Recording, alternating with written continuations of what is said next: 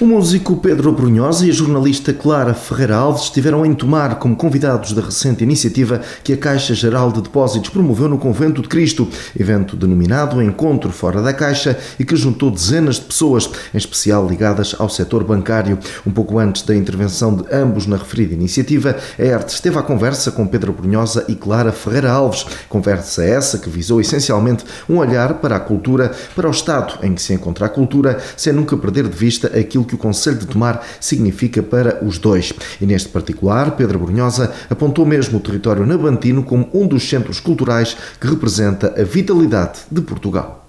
Pedro Brunhosa, estamos a falar de um país pequeno, relativamente pequeno, em que se calhar não faz muito sentido falar de interior quando o próprio interior é tão próximo do litoral.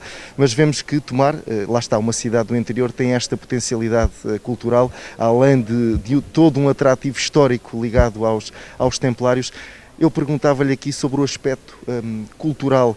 Cada vez mais estamos a dar o devido valor à cultura, ou este contexto pandémico em que nos encontramos ainda fez com que essa atenção seja menor? Bom, em primeiro lugar, há duas realidades. Há a realidade, aquela que as pessoas de facto atribuem, a cultura é vital. A cultura é uma força vital da humanidade. Nós não necessitamos da cultura necessariamente para viver fisicamente. Há necessidades naturais vitais mais prementes, beber e comer é uma delas. Mas a cultura tem sido uma necessidade da humanidade desde que a humanidade existe, desde que o homem assume uma posição mais erecta que pinta cavernas e portanto, há uma necessidade interior. A cultura está em todo lado. Tomar é um desses centros culturais que representa esta vitalidade do país, a força, etc. Isto que a Clara acaba de dizer é exatamente isso. É um certo devaneio, um sonho que se concretiza, mas para o qual é preciso recursos. E por outro lado temos o lado da forma como o poder encara a cultura. O poder sempre encara a cultura como um sítio de adorno, de complemento, e daí este ridículo orçamento da cultura de 0,25, do qual, atenção, se extrai, deste 0,25, extrai-se uma parcela para a recuperação do património. E, portanto, é óbvio que a cultura tem estas duas vertentes, uma, a ligação das pessoas à mesma, outra, o valor que o Estado dá. Eu sou um homem que, enfim, tenho feito a sua vida pelas letras e pela música, Clara Ferreira Alves também, e portanto, sabemos da vitalidade, da necessidade que é dar esta importância. Só queria terminar a dizer, eu estive em Tomar, venho aqui regularmente atuar, a primeira vez com os Bandemónio foi em 94, a última, já com os Comitê Caviar, foi há 2 anos, exatamente antes da pandemia. Nós atuamos aqui no Cine Teatro. Os monumentos sempre foram um local de música, os monumentos. Os conventos sempre foram um local de música. Aliás, de resto, a música monacal, a música antiga, que existe na Europa, desde o século II até ao século XV, que está classificado como música antiga, digamos assim, música da Idade Média, renascentista, o canto gregoriano, e depois, enfim, a música barroca dá-se neste ambiente. Portanto, hoje vamos aqui fazer um pequeno número, eu vou tocar uma música, não é provavelmente um concerto, e é bom estar neste espaço a fazer isso. Esta frase da Clara, de só preciso de um café, essas pessoas, já é em si um poema. E o João Luís Barreto Guimarães, de facto, é um poeta extraordinário. Eu, há bocado, disse uma coisa que eu acho que é importante. Portugal é demasiado pequeno para haver esta dicotomia política norte-sul.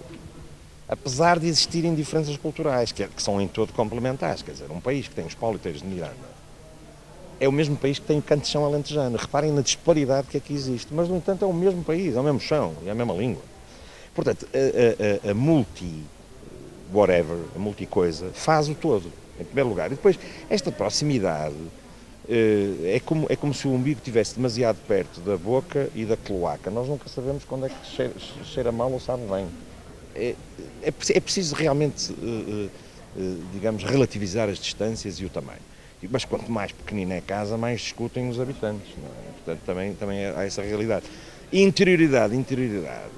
E que joga completamente ao contrário é Espanha. Espanha tem, essa sim sofre de interioridade e, no entanto, não é por isso que deixa de ter grandes centros urbanos, como é o caso de Saragossa, Salamanca, Valladolid, e sempre teve, não é de agora.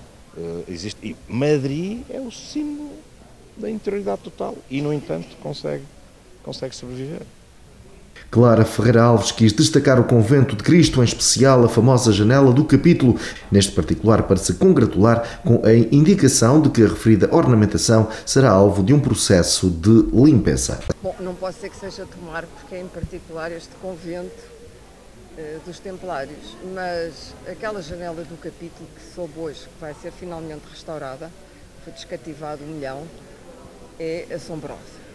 Eu não gosto muito de usar estes adjetivos hiperbólicos, deve-se evitar o adjetivo, mas é assombroso. Já não vinha a Tomar há muitos anos. A última vez que vim a janelinha estava limpa, agora está a precisar de obras, mas toda a loucura portuguesa está naquela janela e naquela igreja. Está ali a loucura nacional, patriótica, vasta, ambiciosa, megalómana. E depois há o contraponto disso, que é o 1 milhão que falta para restaurar a janela. É tão bom saber que Portugal está sempre no sítio. E Tomar também. É sempre o mesmo problema em Portugal. Sempre toujours le même, como dizem os franceses. É grandioso, mas é preciso dinheiro.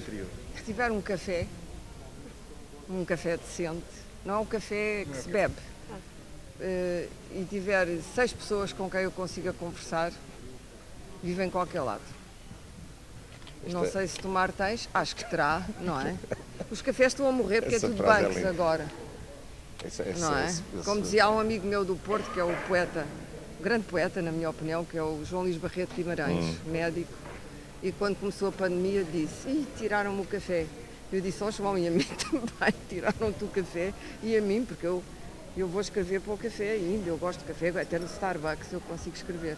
Portanto, se tiver um café e 6 pessoas, não é? De antes havia o médico da aldeia, o juiz, a farmácia. Exatamente, a farmácia e tal. No meu bairro, em Lisboa, curiosamente ainda mantemos, dentro da metrópole lisboeta, ainda se consegue manter uma vida de bairro que dá para ir à farmácia e ao jardim, e ao velhote no jardim e tal. E eu preciso disso. A cela só para mim, mas depois também preciso de um aeroporto, para dizer a verdade. Não sei qual é o aeroporto mais próximo. O de Lisboa também não sei. O do Montijo não é de certeza.